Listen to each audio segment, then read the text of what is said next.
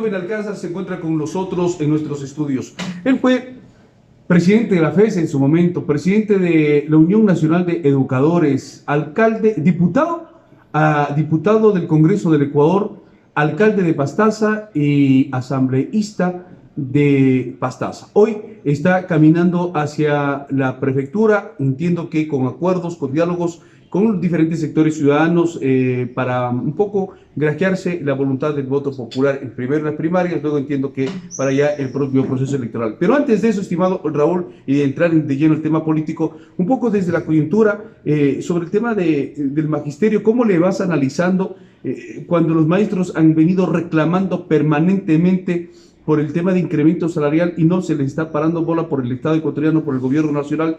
Han anunciado una paralización de actividades, manifestaciones, acciones, medidas de hecho que en alguna forma pues pretendan evidenciar la situación real por la que están atravesando los maestros. Buenos días, licenciado Salomón Osorio. Un saludo, estimado Juan Pablo. Gracias por la invitación. Un saludo a los oyentes de Radio Nina. A ver, yo soy un convencido hasta lo más profundo de que ninguna sociedad puede cambiar si no existe un cambio en educación. La educación es el pilar fundamental para que cambie absolutamente todo. Todos los discursos de anticorrupción, todos los discursos de mayor productividad, de empleo, de mejores condiciones de vida, se caen en un saco roto, son vacíos si de por medio no está el tema del mejoramiento de la calidad de la educación. Por ello es que cuando yo escucho a los candidatos presidenciales hablar de todas las demagogias, como la última campaña, yo no les creo si no hablan primero de cambiar la educación en el país. No hay ningún cambio profundo en una sociedad sin el cambio de la situación de educación. Esa sería la base. Esa es la base. Ya. Entonces, frente a eso, cuando tuve la oportunidad, gracias a la generosidad del pueblo de Pastaza, y fui diputado, impulsamos reformas en la perspectiva de ¿qué? De mejorar las condiciones de vida de los maestros. Eso es fundamental dentro del mejoramiento de la calidad de la educación. Y en el último periodo de asambleísta lo hicimos también con mucha fuerza, con mucha dedicación, con mucha pasión. Presentamos un proyecto de reformas que cambien un sistema de educación que en la última década dio pasos hacia atrás y no pasos hacia adelante. Porque al maestro le convirtieron en un burócrata que tenía que llenar cientos, miles de papeles, que estuvo atrapado en una situación económica complicada. Maestros ganando $816 con 20 años de servicio con título de cuarto nivel. Cuando con toda la consideración que se merecen los militares, los policías, inician su carrera como policías y ganan $980. Entonces, ahí se puede entender lo que pasa en nuestra sociedad. Solamente ahí se puede entender. Un maestro con tanta preparación, ¿dedicado a qué? Dedicado a la formación de nuestros hijos, de nuestros chicos, de lo que se dice es el futuro del país, ganando esta irrisoria cantidad de dinero.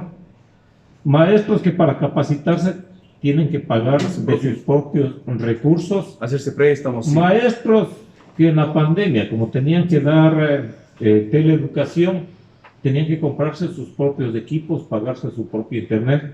Además, yo creo que es la única profesión en donde que para ejercer la profesión, el maestro tiene que comprarse su propia computadora. Hasta la tiza. Sí, entonces realmente eso resulta indignante en una sociedad.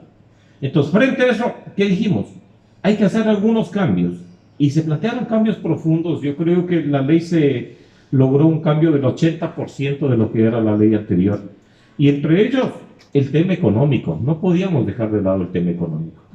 Ahora, y ya yéndonos al tema de la legalidad. Mire, primero se fueron por el lado de plantear la inconstitucionalidad del conjunto de la ley. No lo lograron porque obviamente nuestra ley, esa ley por la que luchamos, por la que peleamos, lo hicimos con todo, no solamente el cariño para los maestros y para la educación, sino lo hicimos con todos los parámetros que demanda la técnica legislativa. Y en ese ámbito, la Corte Constitucional no le quedó otra alternativa que decir sí, es una ley constitucional, inclusive en el ámbito de la elevación salarial. Entonces, lo que le correspondía a la Asamblea es simple y llanamente ratificarse en aquello. Sin embargo, le hicieron algunos cambios y ahora el gobierno se niega no solamente a cumplir eso, sino a cumplir una serie de parámetros que están en la ley que no viene cumpliendo, que no vienen cumpliendo. Realmente, si tuviéramos asambleístas, la ministra de Educación debería de estar ya en juicio político, al igual que el ministro de Economía y Finanzas, por incumplimiento de funciones, porque si no están cumpliendo con una ley que no es opcional, que no es de voluntad para dar cumplimiento, simple y llanamente deben de irse a la casa, deben de irse a la casa. Entonces, en ese ámbito, yo respaldo absolutamente la lucha de los maestros y de todos quienes en este país miremos que la educación es la base para el cambio en una sociedad. El problema está en las fuentes de financiamiento. Ese ha sido el cuestionamiento fundamental. Las fuentes de financiamiento, porque si no está financiada una ley, la ley también prohíbe que no pueda ejercerse. Ahora, la Asamblea acaba de dictaminar que la fuente de financiamiento sea la ley que aprobaron con la abstención de los UNES en diciembre, que va a producir 4.000 millones de dólares ahí, de ahí que cojan, o que cojan del incremento del precio de los combustibles. Eso quiere decir que antes no estaba financiada, primera cosa, y la segunda, un financiamiento que sea fijo, que parece esta ley no contemplaba, porque ese es el punto de conflicto, ¿no? Frente a eso, la propia Constitución determina el financiamiento para la educación. En la Constitución está establecido que no menos del 6% del PIB tiene que ser dedicado a la educación. Y cuando se aprobó la Constitución en el 2008 dice que progresivamente tiene que ir subiendo. Es decir, en estos momentos en el país deberíamos de tener destinado para la educación el 6% del PIB, mandato constitucional. Pero eso se olvidaron de decir los asambleístas. Pero lo que pasa es que ese es el problema de los asambleístas, pues. Ya. Entonces, nosotros en la ley, en la propia ley, determinamos lo mismo que está en la Constitución, también en las reformas, ¿sí? Que efectivamente tiene que el 6% del PIB destinarse para la educación. Y ahí está el financiamiento para eso y para muchas cosas. Ese mandato constitucional obliga al Estado ecuatoriano ¿a qué? Obliga a que deje de lado otras cosas. ¿Para qué? Para que invierta en educación, considerando precisamente que la educación es el único mecanismo, es la única herramienta que puede permitir el cambio de una sociedad. Entonces, Estado que quiere desarrollarse tiene que dejar de lado cualquier otra cosa. ¿Cualquier otra cosa para qué? Para la educación. Y les pongo un ejemplo bien sencillo. Uno como padre de familia. Mire, puede dejar lo que sea, pero para educar a los hijos, pues. Yo no puedo, a pretexto de nada, dejar de mandar a la escuela de mi hijo, al colegio de mi hijo. Tengo que hacer el esfuerzo que sea, vender lo que sea, dejar de lado vestimenta, dejar de lado inclusive el tema de la alimentación, dejar de lado todo para dar educación a los hijos. Y es así como también debería de actuar el Estado. Dejar de lado cualquier cosa, ¿para qué? Para dar educación a sus hijos, a los niños y jóvenes ecuatorianos. ¿Para qué? Para que el día de mañana contribuyan de manera significativa para el desarrollo del país. Y eso es lo que han hecho precisamente muchos estados que ahora han logrado un nivel de desarrollo importante. Ahora, en este tema precisamente de la falta de presupuesto, ¿al Estado le falta interés en aplicar, entregar esos recursos para la educación? Porque las reservas internacionales están bien gorditas. Pero el tema del cobro a los grandes grupos económicos de poder tampoco se ha observado.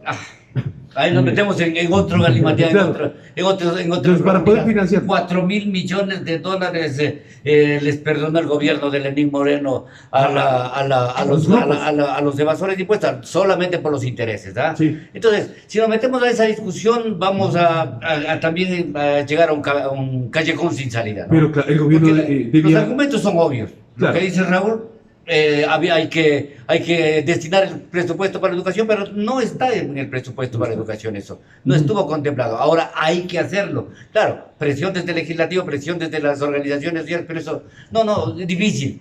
Para llegar, para lo concreto, esta ley, la ley de educación, debería, yo también comparto los criterios de Raúl, por qué no decirlo, que el maestro tiene que ser bien pagado, pues. El maestro, si no hubiera maestro, no hubiera presidente de la República, porque ¿quién educó al presidente? Pues, ¿no es cierto? O mal educó.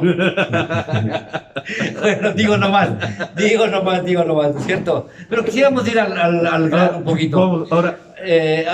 Vamos al tema político, ahora, ¿qué ofrece? Esta de precandidato. Bueno, yo soy de los políticos que toda mi vida he sido político y no reniego de serlo, porque mi formación de político lo adquirí en base precisamente, primero, a las necesidades propias de haber crecido en un hogar humilde, muy humilde, y segundo, en base a la lucha social. Yo no me hice político ni en la universidad, ni en ningún instituto, ni nada. Yo me hice político en la vida. En las calles. En las calles, en las plazas de este país, ahí me hice político.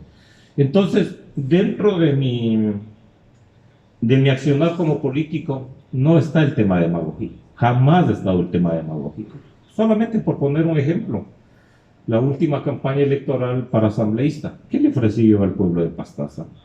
Ser la voz de Pastaza en la Asamblea Nacional. Y eso lo cumplimos de largo. Y eso no lo digo yo, lo dicen las propias estadísticas. Y en la presente campaña electoral que se viene, nuestro modo de proceder no va a ser diferente, va a ser igual al de toda la vida. Decir a la gente lo que se puede hacer y decirle lo que no se puede hacer. Y le venimos diciendo lo que no se puede hacer. Y le venimos diciendo frente a una realidad también, porque aquí se ha hecho costumbre, llega un gobernante, sea del espacio que sea presidente de la República, sea alcalde, prefecto, siempre echar la culpa al anterior. A ver si un estado está tan mal, si una provincia está tan mal, si una alcaldía está tan mal. ¿Para qué me lanzo? ¿Para qué se lanzan y para qué ofrecen tantas cosas, pues? ¿Para qué ofrecen tantas cosas? Si se van a pasar quejando los 4 años que están en funciones. Por ejemplo, yo ahora digo, vean, el Consejo Provincial económicamente se va a quedar en una situación muy compleja. Y eso no lo digo para irme quejando durante los 4 años de funciones, lo digo ahora, lo digo en campaña. Sí, y frente a eso, yo estoy haciendo unas propuestas, no unos ofrecimientos, sino unas propuestas que cambian el modelo de gestión. ¿En la perspectiva de qué? De que con pocos recursos hay que salir adelante, con las dificultades económicas hay que salir adelante. ¿Por qué? Porque vamos a tener un Consejo Provincial que se queda con cero capacidad de endeudamiento, 0. Es decir, la próxima administración no va a tener la posibilidad de endeudarse para ningún proyecto. Y además se queda con las deudas que tiene que pagar y que lo ha adquirido. ¿Cuánto va a diferenciar usted la campaña actual para la prefectura de su campaña anterior para la prefectura? A ver, prácticamente lo que yo le voy a proponer al pueblo de Pastaza es lo mismo que propuse en 2014, obviamente haciéndole una actualización de ese plan de trabajo. Porque fue un plan de trabajo construido desde el ámbito de la experiencia, desde el ámbito de la formación también, porque obviamente yo tengo una formación en desarrollo local, ¿sí? Entonces, desde ese ámbito, desde un ámbito técnico, construimos una propuesta que el rato de los ratos quien asumió la prefectura allí me copió, ¿sí? Me copió todo y anduvo con ese discurso. Pero que el rato de los ratos no hizo Nada, pero absolutamente nada. Pero el pueblo de Pastaza no le supo captar, porque Sí. quedó último usted. Claro, pero mire, esas son las circunstancias políticas. Yo en esa oportunidad cometí un error fundamental. Empecé muy tarde. Sí, empecé muy tarde. A lo mejor el movimiento cuando- partido que lo auspició también. Sí, cuando yo inicié la campaña, ya todos tenían candidatos a alcaldes, tenían candidatos a juntas parroquiales, y yo todavía no había empezado. Y no había empezado porque las inscripciones se cerraban en septiembre, y hasta ese momento todavía no teníamos casillero, o sea, porque uno me venía invitando, el otro sí, que no querían hacer alianza, bueno, una serie de inconvenientes, y empecé totalmente tarde. Y eso no me dio espacio para difundir adecuadamente la propuesta, y que usted lo conoce además, ¿sí? Porque precisamente en este medio lo debatimos ampliamente. Entonces, es una propuesta en esa misma línea, y es una propuesta que cambia el modelo de desarrollo, da un giro al modelo de desarrollo, y que busca la solución de los problemas de la gente, no la solución de los problemas de los bolsillos de quienes llegan a determinado espacio. Entonces, vamos a trabajar, esa es la base de mi propuesta, es la base de mi propuesta. Cuéntenos, ¿qué pasó con el prefecto que ahora ya no está en la 61, sino en la 61 más 1? A ver, yo sobre el tema ya no quisiera referirme porque... Porque no hemos conversado de eso. Sí, ¿no? bueno, en este medio no, pero a lo largo de todo este tiempo, sí. A ver, básicamente ¿qué? Yo estuve en un movimiento, yo jamás acepté ningún condicionamiento de ningún tipo, que dicho sea de paso, nunca me lo hicieron tampoco. A mí me invitaron a participar en ese movimiento el licenciado Manuel Montero y el ingeniero Richard Falconi, los dos me invitaron, ¿sí? Participé con ellos sin ninguna condición, hicimos una gestión, luego nosotros sentimos, ya no solamente yo, sino también ellos como directivos, que les incomodaba nuestra presencia allí. Entonces, si alguien hace una invitación y luego incomoda la presencia, ¿qué hay que hacer? Pero ¿por qué usted se sentía incómodo o a usted les incomodaba a ellos? Y yo creo que nosotros les incomodábamos a ellos. ¿Por qué? Bueno, eso ya correspondería preguntarles a ellos. Sí, correspondería preguntarles a ellos. Hay algunos temas que yo manejé en la asamblea y que seguramente incomodaba a muchos, como por ejemplo esa ley que lo manejé con mucha fuerza, con mucha decisión, la ley de extinción de dominio. Sí, incomodaba a muchísimos.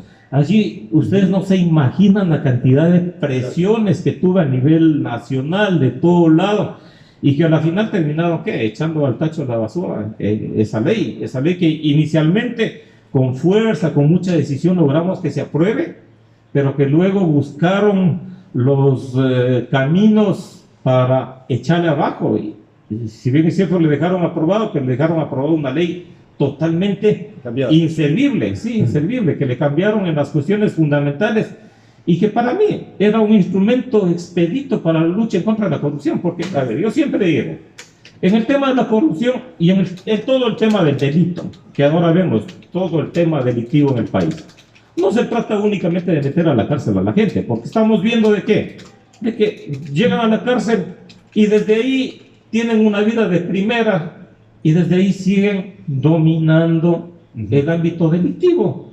Entonces, la cosa no va por ahí. Sí. La cosa, ¿por dónde iría? Claro. Por recuperar los bienes. Una vez que se les afecta el tema financiero, la columna vertebral del tema del delito, ahí sí hay posibilidad de que el Estado actúe en contra del delito en todos los ámbitos. Pero, lamentablemente, yo creo que estamos muy lejos todavía que aquello ocurra en nuestro país. Básicamente, la aprobación de esta ley, la ley de extinción de dominio que permitía la recuperación de los bienes mal habidos. Esa era, esa era la ley de extinción de dominio en su espíritu, ¿no? A ver, pero el fondo del asunto, ¿cuál era? El fondo del asunto era que el Estado podía, a través de la Fiscalía, actuar directamente sobre los bienes sin necesidad de que por medio exista una sentencia en el ámbito penal. Claro. Sin que exista una sentencia. Sospecha de que ese bien es mal habido, entra la investigación, se hace la investigación, se inicia un proceso y si no se justifica, venga a sacar los recursos. O sea, un proceso expedito, que en un año se podía recuperar bienes. Y muchos aquí en la propia provincia de Pastaza a veces vemos, ¿y ese bien de dónde, cómo apareció? Muy bien. Ahí daba la posibilidad de que el ciudadano denuncie. Solo que nunca hay nombres, ese es el problema. Claro, de que el ciudadano denuncie o de que la fiscalía actúe por mutuo propio, ¿sí? Actúe de oficio y proceda sin necesidad de entrar en el ámbito penal. Porque entra en el ámbito penal, se demoran muchos años, pagan jueces, hacen cosas, etcétera, etcétera. No hay sentencia en el ámbito penal, por lo tanto, siguen con los bienes. Y así haya sentencia en el ámbito penal. Hay la sentencia en el ámbito penal, se van a la cárcel, pero los bienes son intocados. Entonces, cuando salen de ahí, ¿salen a qué? A disfrutar de los bienes mal habidos. Pero, ¿qué le iba a decir? Muy poca cosa por la que se ha enojado de la 61, claro. No ve que el señor prefecto, con el respeto que se merece, pues, no, es un tipo también humilde, ¿no?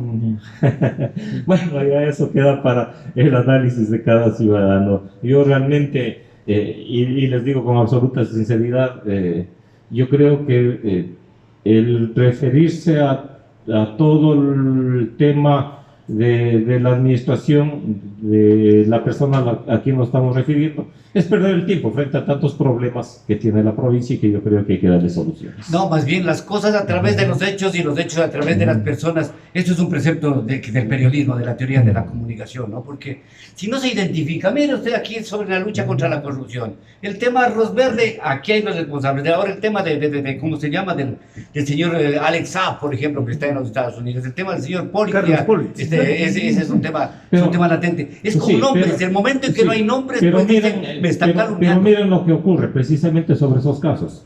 Podrán estar en la cárcel y los bienes, Por eso los bienes, hay que ir a recuperar por eso para mí, y por eso defendí con alma, vida y corazón esa ley. Lo defendí a costa de lo que sea, a costa de todas las presiones.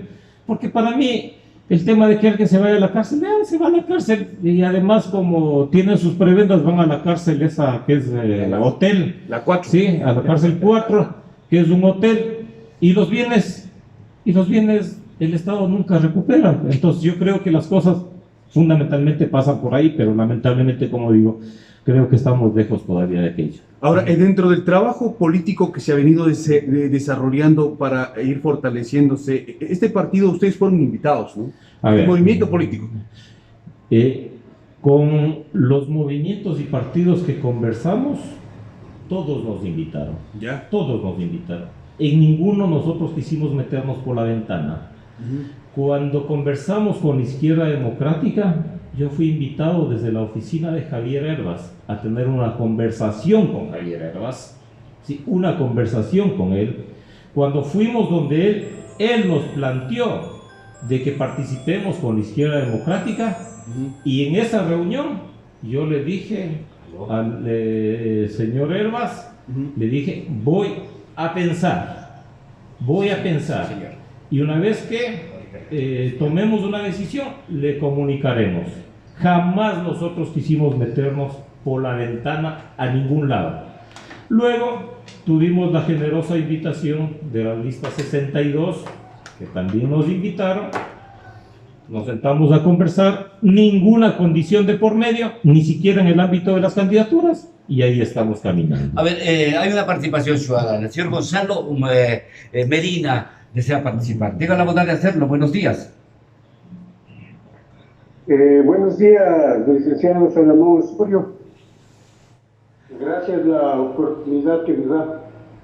Permítame hacerle una pregunta al señor candidato Raúl Tello. Sí, adelante, por favor. Tenga la bondad de escucharnos en el auricular y no precisamente en el sonido al aire, porque tiene unos 3 o 4 segundos de retraso ese sonido. Por favor, adelante. Muchas gracias, muchas gracias. La pregunta con el respeto y la consideración que se merece el señor Tello va dirigida en este sentido.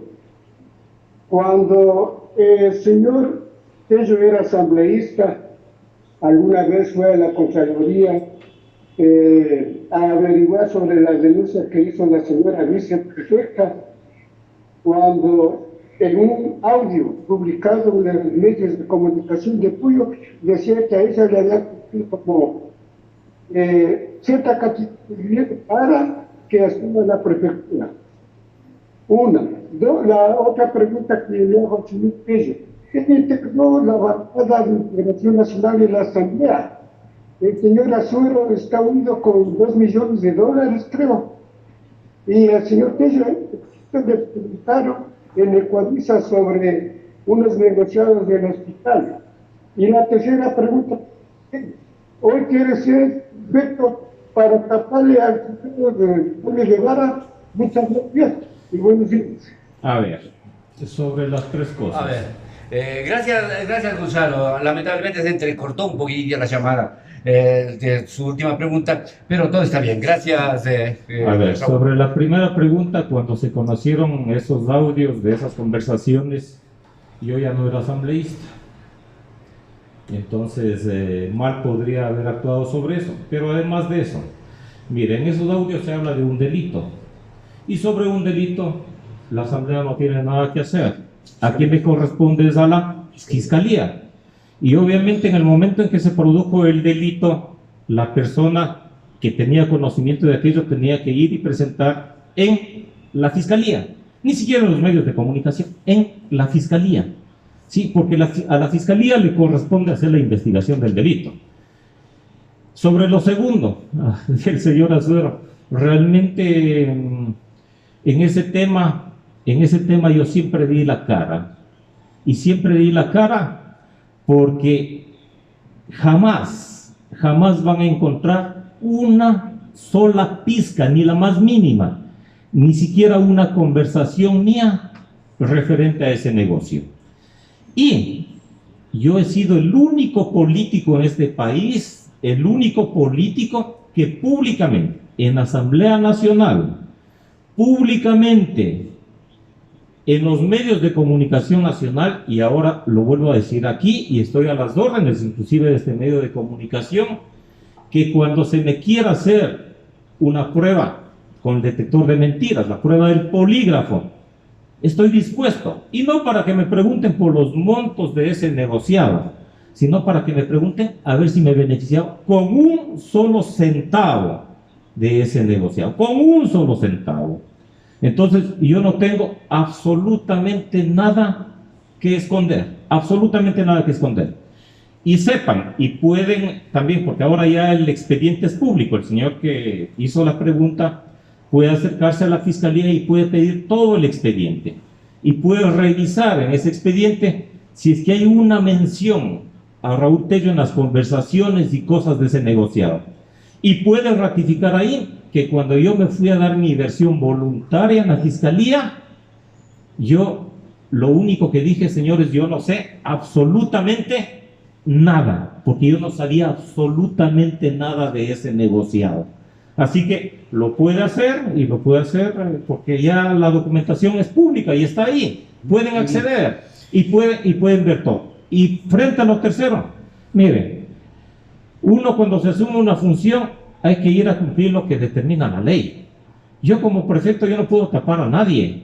Sí, es más, yo como prefecto, sea quien haya sido el prefecto anterior, así como lo hice cuando fui alcalde, pediré simplemente que el organismo que corresponde tenga que hacer los exámenes necesarios, las auditorías necesarias a la gestión anterior. Yo no estoy ahí para tachar a tal, a cual de esto, del otro, no. Hay un organismo y hay un organismo competente. Yo no me voy a pasar lanzando acusaciones porque además esa no es mi función. Sí hay que tener claro lo que son las competencias de cada uno. Cuando yo asumí la alcaldía, yo pedí la auditoría a la Contraloría entró a hacer auditoría y esos son los que determinan las responsabilidades si las hubiere. Entonces, igual haré en esta oportunidad. Aquí no se trata de tapar a nadie. Es más, yo no veo el mecanismo como un prefecto puede tapar al anterior. No existe el mecanismo. No existe el mecanismo, porque hay un organismo de control que es la Contraloría General del Estado. Y a quienes están en la administración actual, ¿qué les corresponde? Les corresponde dejar toda la documentación allí, para cuando vayan los organismos de control, hagan su trabajo. Y ellos deberán de hacer su trabajo. Bueno, aquí dice el 14 de enero de 2021 que se publicó la información. Es que era todavía diputado de la asambleísta. 14 no, meses. sí, Sí. seguramente, sí. Entonces, Sí, pero igual no era mi función, jamás me llegó donde mí, es un tema básicamente de fiscalía. ¿qué más? Sobre el tema, Ya estamos sobre el sí, tiempo. y la última preguntita es sobre la propuesta que mantienen o con la que usted quiere llegar hacia el ciudadano. O sea, ha manifestado que en alguna forma se va a renovar la propuesta con la que fue candidato en una anterior oportunidad y se perdió las elecciones. Pero hay cosas que han variado, hay cosas que se han refrescado. Desde luego que sí, por ello es que yo estoy hablando de hacer una actualización de esa propuesta. Y vamos a hacer una actualización en base a cuestiones que han cambiado en la propia sociedad. El tema, primero, y también de manera institucional, el tema de los recursos. Sí, ahora tenemos serias dificultades en el tema de los recursos y frente a ello hay que plantear una gestión mucho más eficiente. Porque, Juan Pablo y oyentes, Salomón, es muy fácil hacer una buena gestión cuando hay plata, pues. Es facilísimo. Es cuestión de sentarse y firmar y hacer obras. Sí. Pero es difícil y demanda mucho trabajo, mucho sacrificio cuando no hay dinero, cuando existe ausencia de recursos económicos. Y ahí se ve la capacidad. Y yo solamente pongo como ejemplo. Mire, todas las obras que se hicieron en el ámbito de saneamiento ambiental, de agua potable, de alcantarillado, todas, cuando fui alcalde, lo hicimos con recursos no reembolsables. Ustedes recordarán los pantanos secos artificiales, que eran un sueño mío, que sigue siendo un sueño mío, y que yo aspiro a tener un acuerdo con el alcalde de Puyo para poder impulsar eso, porque para mí el río Puyo es vida, el agua es vida. El río Puyo nos permitió y fue generoso que junto a sus orillas se asiente esta hermosa ciudad, pero la ciudad le ha dado las espaldas y tenemos un río contaminado. Y yo estuve haciendo esa obra y por eso algunos me han llamado que soy prepotente. Por eso tiene la glosa, ¿cierto? ¿No? Sí, Por tuve eso la glosa, claro. Ya se desvaneció finalmente. Es que no podía ser de otra manera. Esa glosa le establecieron Que como había, persecución yo le digo porque había política. interpretaciones, ¿no? Claro, era un tema de qué, de persecución política. ¿Por qué? Porque se me estaba cobrando la inversión que se había hecho. Pero la inversión que hicimos, lo hicimos en base a qué? En base a la firma de un contrato con los informes favorables de Contraloría y de Procuraduría. Sí, con los dos informes favorables. Entonces, ¿cómo es que me ponían una glosa habiendo los dos informes favorables de esos organismos? Lamentablemente... Pero después de tanto tiempo fue que se resolvió, Sí, y se resolvió más en tiempos justamente No, que estaba en la polémica, ¿no? Y dicho sea de paso, no se resolvió en la Contraloría, se resolvió en la justicia, ¿sí? Se resolvió en lo contencioso. En lo contencioso administrativo, ahí se resolvió, no se resolvió en la Contraloría, porque algunos alegremente que sí que en la Contraloría, no se resolvió en la Contraloría, y yo demandé a la Contraloría. La Contraloría, no sé si cumplió o no cumplió su trabajo, ¿no es cierto? Demandé a la Contraloría, no cumple pero es una cuestión que además, ahí también me dijeron que era prepotente, porque yo dije, esa obra va porque va. Pero ¿cómo no voy a decir va porque va en una obra que era fundamental para Puyo, en una obra que a Puyo, ¿cuánto le costaba? Nada. Cero le costaba, y Ajá. en una obra que además hasta el día de hoy no se Ha hace. de haber oportunidad para seguir conversando ahora que está de candidato Raúl, pero solamente voy a hacerle referencia a una amiga oyente que dice la esposa es jefe de auditores y con su voto en la asamblea para Jaime Guevara que no le voten el contralor. Bueno, no se entiende bonito, pero la interpretación es clara, ¿no? Que haya es vinculado a la contraloría. Es el desconocimiento de alguna gente, el desconocimiento. A ver, primero, alguna vez se hizo una publicación también malhadada, calumniosa, difamatoria, de que mi esposa había entrado conmigo a la Contraloría cuando yo fui asambleísta. Eso no fue así, ¿sí? Mi esposa viene en la Contraloría desde el 2012, con un lazo de tiempo que no estuvo, pero de ahí regresó a la Contraloría, 2014. Cuando yo fui candidato y luego asambleísta, yo fui, ella era funcionaria de la Contraloría. Es más, muchos no saben, mi esposa participó en un concurso de merecimientos a nivel nacional, en un puesto, y le dejaron en segundo lugar, y yo era asambleísta. ¿En dónde está la influencia? Yo podía hacerle ganar a ella supuestamente, entre comillas. No, ella participó en un concurso y ahí está el socioempleo, ahí están los archivos, ¿sí? En un concurso en donde quedó en segundo lugar y ya pues quedó en segundo lugar. Luego, un auditor es dueño exclusivamente de un examen al que le corresponde. Pero ese examen que hace un auditor pasa por una serie de filtros. No es que el auditor puede firmar. Por eso será que la Contraloría es lenta, ¿no? Ahí quedamos, Raúl, el día de hoy. Y además de eso, y hay que decirlo, a ver, hay cosas que de pronto, aquí el auditor saca una cosa y arriba termina o de arreglar o de arriba lo que está Carlos sea, Polis. entonces, o Pablo Celi. exactamente.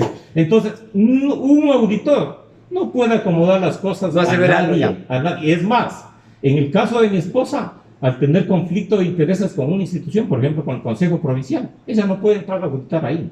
No puede. No puede. ¿Por qué? Porque mi hermano estuvo trabajando allí, como tampoco puede en el municipio en el periodo en que estuvo mi hermano. Entonces no es cuestión solamente de soltar algo y decir y suponer. Mi esposa en el Consejo Provincial no puede entrar a auditar. Pero bueno, o sea, eso dice la ley y así tiene que ser. Pero la subjetividad, así que una palmadita en la espalda también, oye, ñaño. O sea, pero si nos vamos a los términos estrictos de cómo se opera, ¿no es cierto? O sea, eso es la plena. No, pero, yo ahora, siempre diré, es más, yo siempre diré que el trabajo de los auditores a veces puede tener equivocaciones y todo, pero es un trabajo muy bueno. Es bueno el trabajo de los auditores a nivel nacional. Yo le hablo a nivel nacional. Arriba es en donde que las cosas han venido pasando y han pasado, lamentablemente. Sí, pero yo hasta donde tengo conocimiento, el trabajo de los auditores es un trabajo que además hay que reconocer, porque yo que he estado muy cerca, es un trabajo muy sacrificado. Gracias por estar en los estudios de Lina Radio. Vamos a seguir conversando. La ciudadanía tiene el derecho de conversar con el invitado nuestro y por supuesto eso hemos hecho el día de hoy. Hasta una nueva oportunidad. Muy amable, muchas gracias. Las 7:40, luego estaremos ya